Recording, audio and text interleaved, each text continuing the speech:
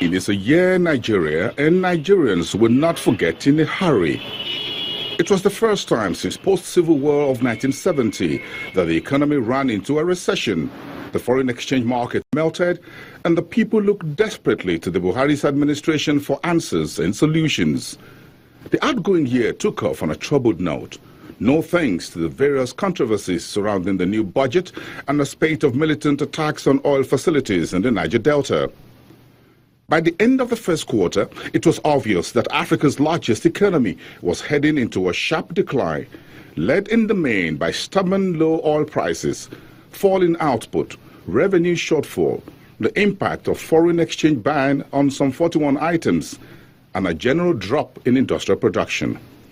By half-year, the economy was already gasping for breath, and the central bank moved in on June the 15th with a new flexible foreign exchange regime.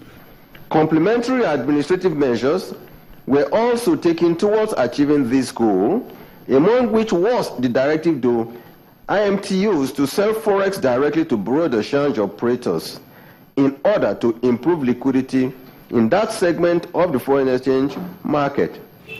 But the key challenge for the estimated 160 million people economy was beyond a new foreign exchange system.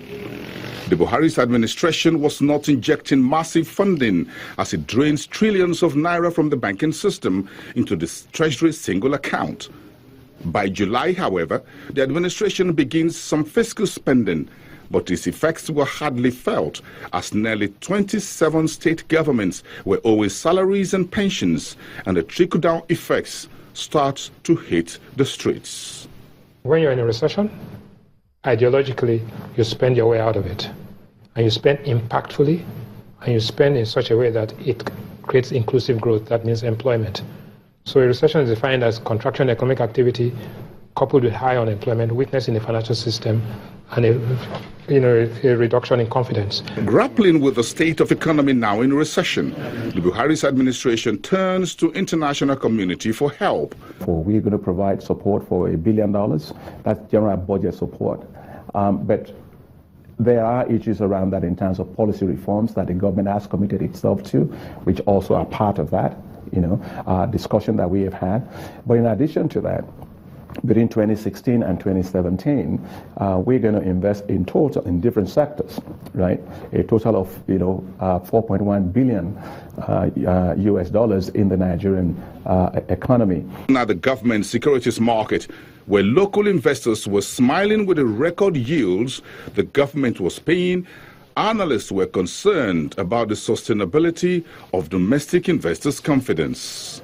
The assumption that the government could approach the capital market, that is currently being put to test. The reason is because the monetary policy hand has been tightening, and the liquidity mop-ups have been putting rates at very unsustainably high level, at the money market end. But while Nigerians will remember the outgoing year for a number of negative reasons, the year 2016 and President Muhammadu Buhari will be remembered for doing away with harrowing queues at the petrol stations, the staunch support of the National Assembly against increase in electricity rates, and the crushing of the wild ride of the deadly Boko Haram insurgency in the northeast.